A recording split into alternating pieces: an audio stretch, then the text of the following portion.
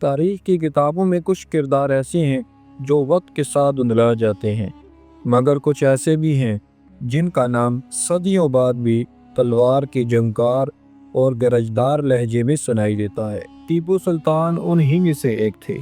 یہ وہ حکمران تھا جس نے کہا تھا، شیر کی ایک دن کی زندگی گیدڑ کی 100 سالہ زندگی سے بہتر ہے۔ یہ کوئی محاورہ نہیں تھا، یہ اس کی زندگی کا اصول تھا۔ جب پورے برصغیر میں کئی ریاستیں انگریزوں کی طاقت سے خوفزدہ ہو کر ان کے ساتھ معاہدہ کر رہی تھیں، ٹیپو سلطان وہ واحد شخص تھا جس نے اعلان کیا، میں غلامی میں زندہ رہنے سے مر جانا بہتر سمجھتا ہوں۔ رات کا وقت تھا، آسمان پر بادلوں کی گرج تھی، زمین پر توپوں کی گنگرج۔ سرنگا پٹم کا قلعہ چاروں طرف سے دشمن نے گھیر رکھا تھا۔ انگریز فوج کے توپخانے قلعے کی دیواروں کو چیرنے کی کوشش میں مسلسل گولہ باری کر رہے تھے۔ قلعے کے اندر زخمی سپاہی بھی ہتھیار سنبھالے کھڑے تھے۔ سلطان کے خیمے میں ایک مشیر نے کہا، سلطان، دشمن بہت قریب پہنچ گیا ہے، شاید اب بچاؤ کا راستہ نہیں۔ ٹیپو نے تلوار میان سے نکالتے ہوئے کہا، بچاؤ کا نہیں، انتقام کا وقت ہے۔ ہم میں سے کوئی غلامی میں زندہ نہیں جائے گا۔ یہ لمحہ گویا ایک خواب کی آخر قسط تھی، مگر اس کہانی کا آغاز کئی دہائیوں پہلے ہو چکا تھا۔ 20 نومبر 1751 کا دن، میسور کی دھرتی پر ایک بچے کی پیدائش ہوئی۔ والد حیدر علی اور والدہ فاطمہ فخر النساء نے اس کا نام رکھا فتح علی، لیکن وقت نے اسے ایک اور نام دیا، ٹیپو سلطان۔ بچپن سے ہی ٹیپو مختلف تھا۔ جب گاؤں کے دوسرے لڑکے کھیل کود میں وقت گزارتے، وہ لکڑی کی تلوار اور تیر کمان کے ساتھ مشق کرتا۔ اس کی ماں اکثر کہتی، یہ بچہ عام نہیں، اس کے اندر جنگجو کی روح ہے۔ حیدر علی خود ایک سپہ سالار اور غیر معمولی حکمران تھے۔ وہ بیٹے کو کم عمری میں ہی گھڑ سواری، نیزہ بازی اور دشمن کو چال سے شکست دینے کا فن سکھانے لگے۔ ٹیپو کا ذہن تیز تھا۔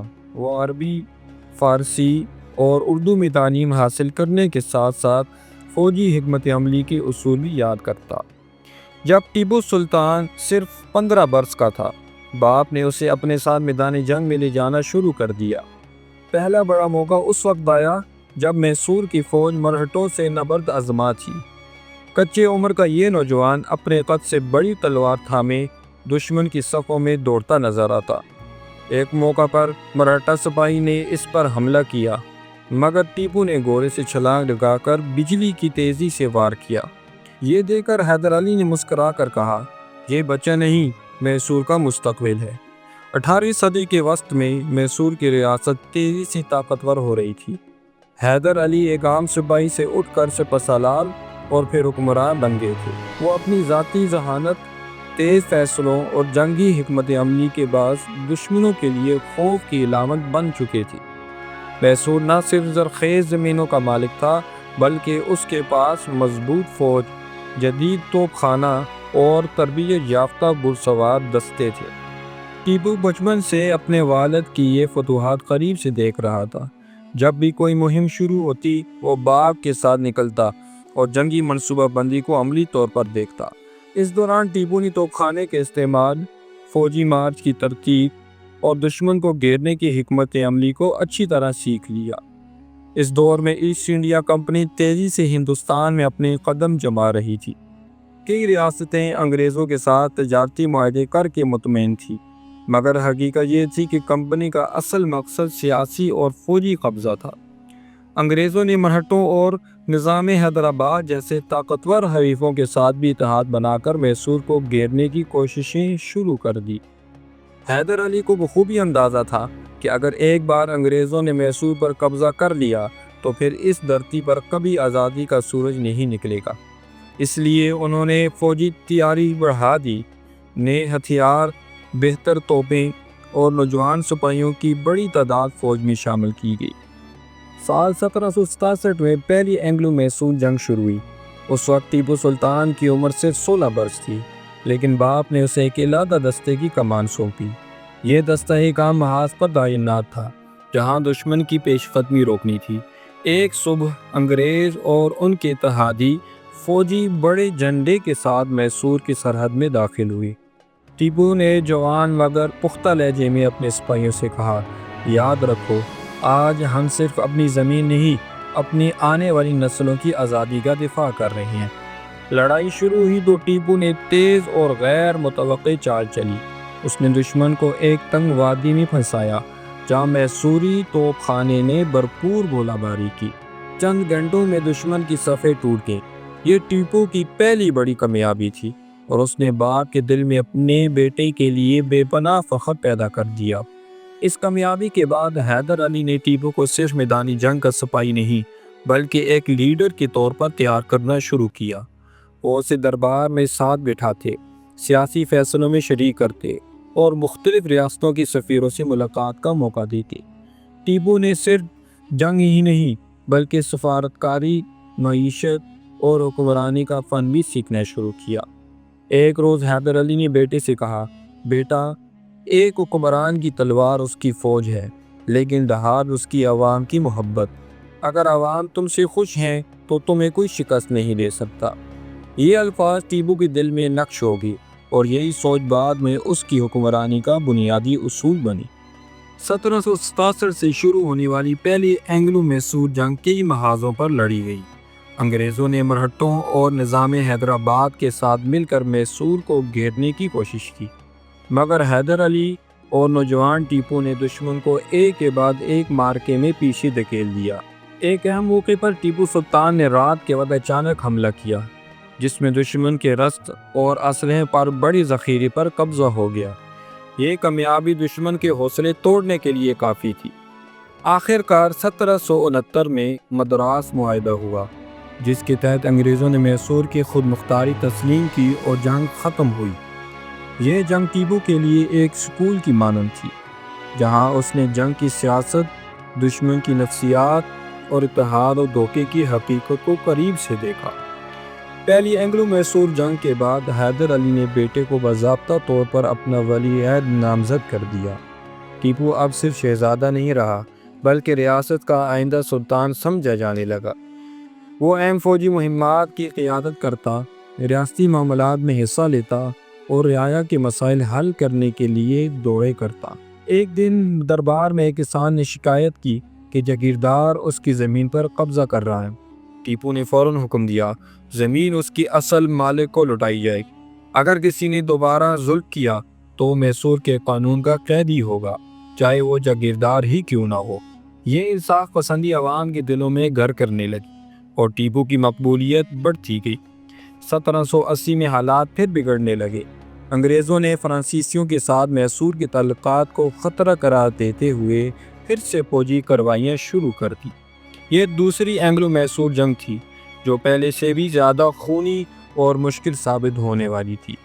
ابتدا میں حیدر علی خود محاذ پر موجود تھے مگر اس دوران انہیں سخت بیماری لاحق ہو گئی۔ انہوں نے ٹیپو کو محاذ کی مکمل قیادت سونپی۔ 1781 میں ایک مشہور معرکہ پیش آیا۔ کولار کے قریب ٹیپو سلطان نے انگریزوں کے جنرل بیلی کو گھیر کر ایسی شکست دی کہ برصغیر بھر میں اس کی دھوم مچ گئی۔ ہزاروں دشمن فوجی قیدی بنائے گئے اور بھاری اسلحہ ہاتھ آیا۔ اس کامیابی کے بعد ٹیپو کو نہ صرف اپنی فوج کا مکمل اعتماد حاصل ہوا بلکہ انگریزوں کو بھی احساس ہوا کہ یہ نوجوان شہزادہ ان کے لیے خطرناک چیلنج ہے۔ 1782 میں جنگ کے دوران ہی حیدر علی کا انتقال ہو گیا۔ خبر ملتے ہی پوری میسور میں صف ماتم بچھ گئی۔ ٹیپو سلطان اس وقت محاذ پر تھی مگر باپ کی وفات کی خبر سن کر کچھ لمحوں کے لیے خاموش ہو گئی اور پھر کہا، اب میسور کا شیر سو چکا ہے لیکن اس کی دہاڑ اب میرے ذریعے گونجے گی۔ فوج اور دربار نے فوراً ٹیپو کو سلطان تسلیم کر لیا۔ اس نے حلف اٹھایا کہ وہ اپنے باپ کے مشن کو مکمل کرے گا اور انگریزوں کو اس دھرتی سے نکال کر دم لے گا۔ 1782 میں تخت پر بیٹھنے کے بعد ٹیپو سلطان نے سب سے پہلے دربار میں اپنی پالیسی کا اعلان کیا۔ میسور کی زمین پر صرف اللہ کا قانون اور انصاف کا نظام چلے گا، نہ ظلم ہوگا نہ غلامی۔ اس اعلان کے ساتھ ہی اس نے انتظامی ڈھانچے میں اصلاحات شروع کی۔ ٹیپو سلطان کو بخوبی علم تھا کہ ایک مضبوط فوج ہی ریاست کی حفاظت کر سکتی ہے۔ اس نے باقاعدہ جدید فوجی تربیت کا نظام بنایا، فرانسیسی انجینئروں کو بلا کر توپ خانے کو اپ گریڈ کیا اور نئے ہتھیار بنوانے کے لیے فیکٹریاں قائم کی۔ اس نے ایک خاص فوجی دستہ تشکیل دیا جسے شیر دل کہا جاتا تھا، جو صرف مشکل ترین محاذوں پر تعینات ہوتا۔ ٹیپو نے فوجی وردیوں میں یکسانیت پیدا کی، سپاہیوں کی تنخواہیں اور مراعات دی تاکہ وہ ذاتی مالی دباؤ سے آزاد ہو کر صرف جنگ پر توجہ دیں۔ ٹیپو سلطان نے معیشت کو مضبوط کرنے کے لیے اقدامات کیے۔ اس نے زمین کی پیمائش کا نیا نظام متعارف کرایا تاکہ کسانوں پر ٹیکس کا بوجھ کم ہو اور بدعنوانی ختم ہو۔ دریائے کاویری کے کنارے نہریں تعمیر کرائی گئیں جس سے ہزاروں ایکڑ زمین زرخیز ہوئی۔ اس نے ریشم کی صنعت کو فروغ دیا اور میسور کا ریشم دنیا بھر میں مشہور ہونے لگا۔ بین الاقوامی تجارت کے لیے فرانس، ترکی، ایران اور افغانستان سے تعلقات قائم کیے گئے۔ ٹیپو نے انصاف کے لیے الگ عدالتیں قائم کی جہاں قاضی اور منصف قوانین کے مطابق فیصلے کرتے۔ اس نے رشوت اور بدعنوانی کو جرم قرار دیا اور کئی بڑے عہدیداروں کو اس الزام پر معزول کر دیا۔ ایک روز ایک مقامی افسر پر الزام لگایا گیا کہ وہ عوام سے ناجائز ٹیکس وصول کر رہا ہے۔ ٹیپو نے فوراً تحقیق کروائی۔ الزام ثابت ہونے پر اسے قید کر کے عوام کے سامنے پیش کیا اور کہا، اگر حکمران رعایا کے دشمن بن جائیں تو ریاست کبھی ترقی نہیں کر سکتی۔ اگرچہ 1784 میں منگلور معاہدے کے تحت دوسری اینگلو میسور جنگ ختم ہو گئی تھی، مگر یہ امن عارضی تھا۔ انگریزوں کو ٹیپو کے فرانس کے ساتھ بڑھتے تعلقات اور جدید فوجی اصلاحات سے خطرہ ہونے لگا۔ انہوں نے مراٹھوں اور نظام حیدرآباد کو دوبارہ اپنے ساتھ ملا کر میسور کو گھیرنے کی تیاری شروع کر دی۔ ٹیپو کو اطلاع ملی تو اس نے دربار میں اعلان کیا، ہمیں معلوم ہے دشمن ہمارے گرد گھیرا تنگ کر رہا ہے، لیکن یاد رکھو گھیرا اگر تنگ ہوتا ہے تو شکار کرنے والا شیر زیادہ خطرناک ہو جاتا ہے۔ انگریزوں نے مراٹھوں اور نظام حیدرآباد کو ساتھ ملا کر ایک بار پھر میسور پر چڑھائی کی تیاری مکمل کر لی۔ وجہ یہ بتائی گئی کہ ٹیپو سلطان نے ٹراونکور کی ریاست پر حملہ کیا ہے، مگر اصل حقیقت یہ تھی کہ انگریز میسور کی بڑھتی طاقت اور فرانس سے تعلقات سے خوفزدہ تھے۔ ٹیپو سلطان کو یہ خبر ملی تو اس نے کہا، انگریز امن کی بات صرف اس وقت کرتے ہیں جب وہ کمزور ہوں، اور جنگ اس وقت کرتے ہیں جب انہیں یقین ہو کہ مخالف تھک چکا ہے، لیکن میں نہ تھکا ہوں نہ جھکا ہوں۔ ٹیپو نے تیسری اینگلو میسور جنگ کے لیے غیر معمولی تیاری کی۔ اس نے توپ خانوں کو قلعوں میں اسٹریٹجک مقامات پر نصب کیا، فوج کی تربیت تیز کی اور رسد کے ذخائر کو محفوظ مقامات پر منتقل کیا۔ اس نے دشمن کی رسائی روکنے کے لیے کئی پل اور راستے تباہ کروا دیے تاکہ دشمن کو سست کیا جا سکے۔ ٹیپو نے ایک نیا طریقہ بھی استعمال کیا، گوریلا وار فیئر۔ چھوٹے دستے دشمن کے قافلوں پر حملہ کر کے انہیں رسد سے محروم کر دیتے تھے۔ 1790 میں انگریز فوج مدراس کی طرف سے میسور کی سرحد میں داخل ہوئی۔ ٹیپو نے ایک بڑی چال چلتے ہوئے دشمن کو ایسے علاقے میں آنے دیا جہاں اس کے توپ خانے کو برتری حاصل تھی۔ جنگ کے دوران تیز بارش شروع ہو گئی، لیکن ٹیپو نے اس کو اپنے فائدے میں بدل دیا۔ اس کے سپاہیوں نے کیچڑ میں پھنسے دشمن پر اچانک یلغار کر دی۔ یہ مارکا اگرچہ فیصلہ کن نہیں تھا، مگر اس نے انگریزوں کو یہ احساس دلا دیا کہ ٹیپو کو ہرانا آسان نہیں ہوگا۔ اگرچہ ٹیپو بہادری سے لڑ رہا تھا، مگر اس کے مخالف اتحاد میں تین بڑی طاقتیں تھیں: انگریز، مراٹھے اور نظام حیدرآباد۔ یہ تینوں اطراف سے میسور پر حملہ آور ہوئی۔ کئی قلعے اور علاقے دشمن کے قبضے میں چلی گئی، مگر ٹیپو نے ہتھیار ڈالنے سے انکار کر دیا۔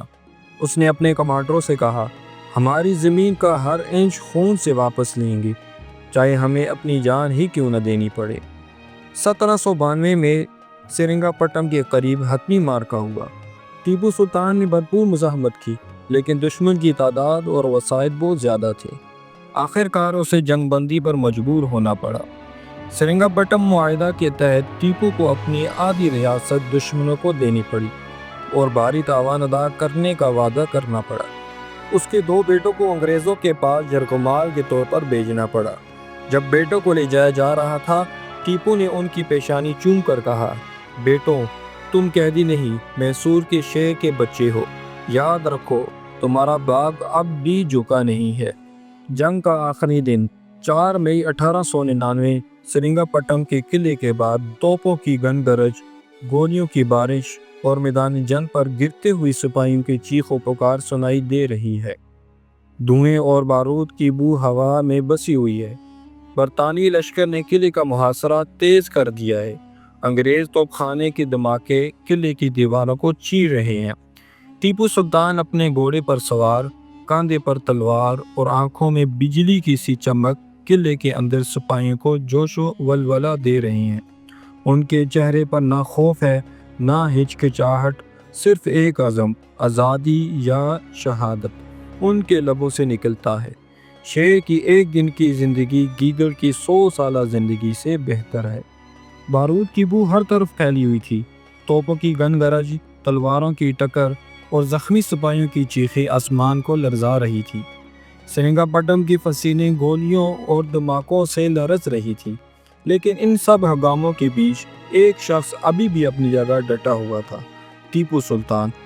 اس کی آنکھوں میں شکست کا خوف نہیں، بلکہ ایک شیر کی طرح آخری لمحے تک لڑنے کا عزم تھا۔ انگریز فوج قلعے کی طرف بڑھ رہی تھی۔ ان کے ساتھ وہ غدار بھی تھے جنہوں نے اپنی سرزمین کو اور اپنے بھائیوں کو سونے کے چند سکوں کے عوض بیچ دیا تھا۔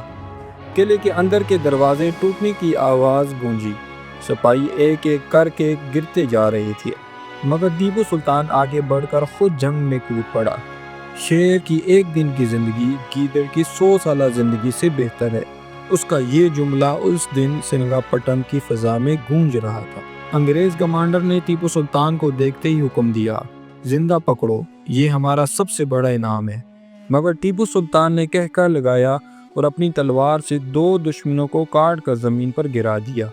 اس کے جسم پر زخم تھے، خون بہہ رہا تھا، مگر اس کی تلوار اب بھی بجلی کی طرح چمک رہی تھی۔ آخرکار ایک غدار نے بیجے سے اس پر وار کیا۔ وہ زخمی ہو کر گھٹنے ٹیکتا ہے، مگر فوراً اٹھ کر کھڑا ہوتا ہے۔ اس کی آنکھوں میں آخری لمحے تک لڑنے کا جذبہ تھا۔ انگریز سپاہیوں نے اس پر چاروں طرف سے حملہ کیا، گولیاں چلی اور ٹیپو سلطان زمین پر گر پڑا، مگر اس کے ہاتھ سے تلوار تب بھی نہ چھوٹی۔ بارش تھم چکی تھی۔ سرنگا پٹم کے دروازوں پر انگریز کا پرچم لہرا رہا تھا۔ لاشوں کے ڈھیر میں ایک چہرہ چمک رہا تھا، وہ تھا ٹیپو سلطان۔ اس کے چہرے پر سکون تھا، جیسے وہ دنیا کو یہ پیغام دے گیا ہو کہ غلامی کی زندگی سے موت بہتر ہے۔ ٹیپو سلطان صرف ایک بادشاہ نہیں تھا، وہ ایک نظریہ تھا، ایک جذبہ تھا۔ اس کی موت نے ہندوستان کو یہ سکھایا کہ آزادی کی قیمت خون سے ادا کرنی پڑتی ہے۔ آج بھی جب آزادی کی بات ہوتی ہے، ٹیپو سلطان کا نام ایک شیر کی طرح گرجتا ہے۔